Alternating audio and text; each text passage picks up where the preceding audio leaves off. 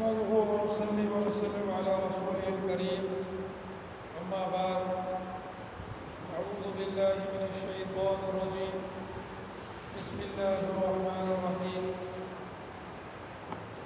أو كالذي مر على قرية وهي خاوية على عروشها قال أنى يحيي هذه الله بعد موتها فأماته الله 100 عام ثم بعثه قال كم لبثت قال لبثت يوما أو بعض يوم. سورۃ البقرہ کی آیت نمبر 259 کی تلاوت کی گئی.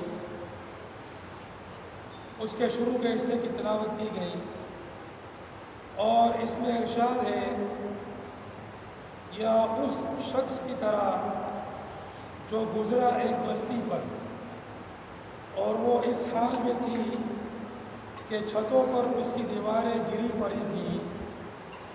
یہ شخص کہنے لگا کہ اللہ کیوں کر زندہ فرمائے گا اس بستی کو اس کی موت کے بعد. بس اللہ تعالیٰ نے اس کو 100 سال تک مردہ رکھا، پھر اسے اٹھا دیا. اس سے سوال فرمایا کہ تو کتنے عرصے تک ٹھہرا رہا؟ اس نے کہا کہ میں 1 دن یا 1 دن سے کم ٹھہرا ہوں. پچھلی آیت میں یہ فرمایا تھا کہ کیا تم نے جو ہے وہ اس آدمی کو دیکھا جس نے ابراہیم کے ساتھ اس کے رب کے بارے میں حجت بازی کی. اب اسی پر جو ہے یہ جملہ معطوف ہے کہ یا پھر تم نے اس شخص کو دیکھا جس کا گزر ایک بستی پر ہوا اس حال میں کہ وہ بستی جو ہے وہ برباد ہو چکی تھی. اس بستی کی آبادی ختم تھی اور اس میں جو گھر تھے اس کی چھتیں گری ہوئی تھیں اور چھتوں پر دیواریں گر گئی تھیں اور چھتوں پر دیواریں گر گئی تھیں. تو اب یہ کون سی شخصیت تھے؟ اس کے بارے میں جو ہے وہ مشہور قول یہ ہے کہ یہ حضرت عزیر علیہ السلام تھے، اور ایک قول یہ بھی ہے کہ وہ آرمیہ بن خلقیہ تھے. بہرحال پہلا قول جو ہے وہ زیادہ مشہور ہے کہ عزیر علیہ السلام وہ جو ہیں ایک بستی سے گزرتے ہیں اور وہ بستی تباہ و برباد ہو چکی ہے اور اس کے اندر جو گھر ہیں اس کی چھتیں گر گئی ہیں اور چھتوں پر وہ اس کی دیواریں گر گئی ہیں. تو انہیں ان کے منہ سے تعجب سے ایک کلمہ نکلا، ایک جملہ نکلا، اور اس جملے کا مقصد جو ہے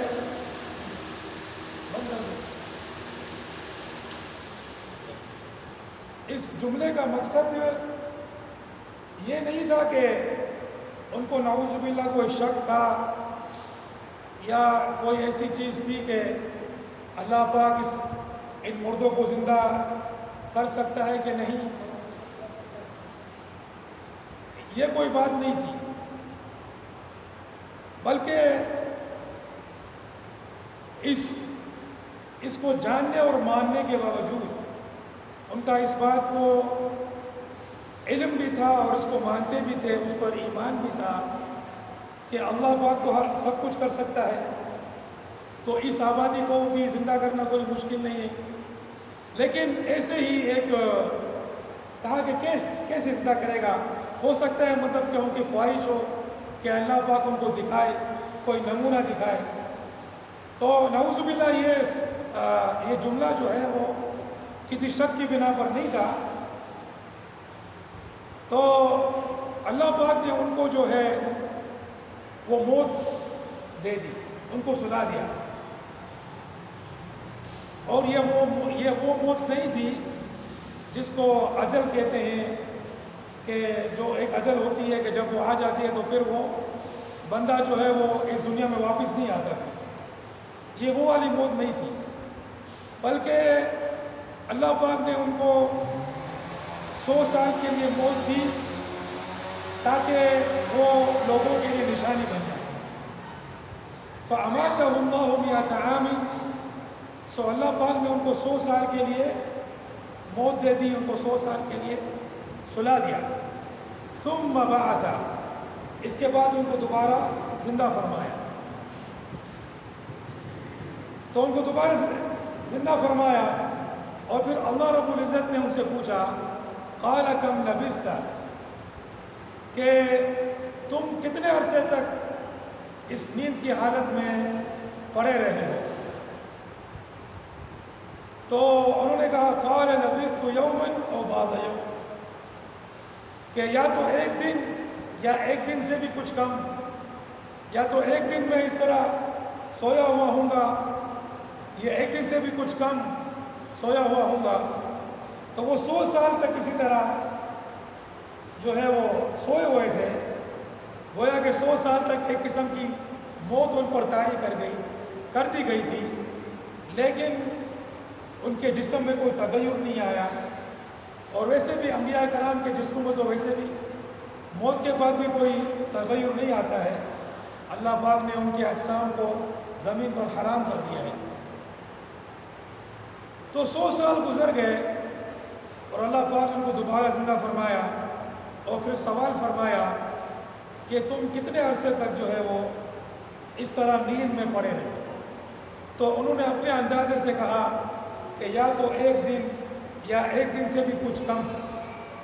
تو اللہ پاک نے فرمایا قَالَ بَلْ لَبِثْتَ مِئَةَ عَامٍ، کہ نہیں ایسی بات نہیں ہے، بلکہ 100 سال تک تم اسی طرح سوئے پڑے رہے. فَانظُرْ إِلَىٰ طَعَامِكَ وَشَرَابِكَ لَمْ يَتَسَنَّ، تم اپنے کھانے کی طرف دیکھو اور پینے کی طرف دیکھو کہ ان میں کوئی خرابی نہیں آئی. ان کے ساتھ جو کھانے پینے کا جو توشہ تھا، تو اللہ پاک نے کہا کہ ذرا ان کو دیکھو کھانے پینے کیا ہے. 100 سال تو تم کو گزر چکے ہیں، لیکن کھانے پینے کی وہ چیزیں اسی طرح پڑی ہوئی ہیں، نہ گلی ہیں نہ سڑی ہیں، نہ بدبودار ہوئی ہیں، نہ ہوا سے اور دھوپ سے سوکھی ہیں، بلکہ اسی طرح تر و تازہ پڑی ہوئی ہیں. اچھا پھر فرمایا وَانظُرْ إِلَىٰ حِمَارِكَ، اب اپنے گدھے کی طرف دیکھو. ان کے ساتھ جو ان کا گدھا تھا، وہ گدھا مر چکا تھا اور اس کی ہڈیاں پڑی ہوئی تھی، وہ مر کے بوسیدہ ہو چکا تھا. کھانا پینا اپنی جگہ برقرار ہے، حالانکہ کھانا پینا جو ہے وہ جلدی سر گل جاتا ہے، اور گدھے کو تو مرنے میں پھر بھی ٹائم لگ سکتا ہے، لیکن گدھا مڑا ہوا ہے اور کھانا پینا اسی طرح جو ہے وہ برقرار ہے. تو فرمایا ذرا اپنے گدھے کو دیکھو، وَانظُرْ إِلَىٰ حِمَارِكَ وَلِنَجْعَلَكَ آیَةً لِلنَّاسِ، تاکہ ہم تم کو لوگوں کے لیے نشانی بنا دیں. یہ جو واقعہ تمہارے ساتھ پیش آیا ہے یہ لوگوں کے لیے نشانی ہے. وَانظُرْ إِلَى الْعِظَامِ كَيْفَ نُنشِزُهَا ثُمَّ نَكْسُوهَا لَحْمًا، اب دیکھو ان کی ہڈیوں کی طرف کہ کس طرح ہم ان کو جوڑتے ہیں اور پھر اس پر گوشت کو چڑھاتے ہیں. کھانا پینا اپنی جگہ برقرار ہے، اس کو جسے کچھ ہوا ہی نہیں. گدھا مر کے گھر سر گیا ہے، اس کی ہڈیاں پڑی ہوئی ہیں. اب ہڈیوں کی طرف دیکھو، اب ہڈیوں کی طرف دیکھا تو وہ ہڈیاں ملنا شروع ہو گئی اور گدھے کا ڈھانچہ بن گیا اور اس پر گوشت چڑھ گیا اور گدھا جو ہے وہ زندہ ہو گیا. اللہ اکبر. فلما تبین له قال اعلم ان اللہ علی کل شیء قدیر، اور یہ سب کچھ جب ظاہر ہو گیا تو انہوں نے کہا کہ میں تو جانتا ہوں کہ اللہ ہر چیز پر قادر ہے. یعنی اس بات کا تو مجھے علم ہے، اس بات کا تو مجھے علم ہے کہ یا اللہ تو ہر چیز پر قادر ہے. اور ظاہر نبی تھے تو نبی میں تو نعوذ باللہ کسی قسم کی شک کی گنجائش ہی نہیں ہو سکتی ہے، تو وہ تو جانتے تھے اور ان کی خواہش تھی کہ جو ہے وہ اللہ پاک جو ہے ان کو دکھا دے کس طرح ہوگا، تو اللہ پاک نے دکھایا بھی اس طرح کہ بالکل بالکل سامنے کر دیا۔ تو جو ہے یہ واقعہ ہے جو کہ ہوا، اور اس واقعے کو بیان کیا گیا قرآن شریف کے اندر کہ کیا تم نے اس واقعے کو کہ یعنی دیکھو یہ واقعہ بھی جو ہے وہ کتنی بڑی دلیل ہے کہ جو وہ لوگ جو کہ انکار کرتے تھے یا کرتے ہیں کہ اللہ پاک جو ہے وہ کس طرح مردوں کو زندہ کرے گا، تو دیکھ لو بھائی اللہ کے لیے کوئی چیز مشکل نہیں، اللہ کے لیے کوئی چیز مشکل نہیں ہے۔ اور اگر یہ نمونہ نہ بھی ہوتا تو بھی اللہ پاک نے اتنے نمونے دنیا میں بنائے ہوئے ہیں کہ جو اس پر غور کرے وہ جان لے گا کہ اللہ کے لیے جو پہلی بار بنا سکتا ہے دوسری بار تو اور آسان ہے، دوسری بار تو اور آسان ہے نا، اور یہ آسان تو ہماری نسبت سے ہے، اللہ کے لیے تو ہر چیز آسان ہے، چاہے پہلی بار ہو دوسری بار ہو، اس کے لیے سب برابر ہے۔ اللہ پاک جو ہے ہمیں سمجھنے کی اور عمل کرنے کی قرآن شریف پر توفیق عطا فرمائے۔ وآخر دعوانا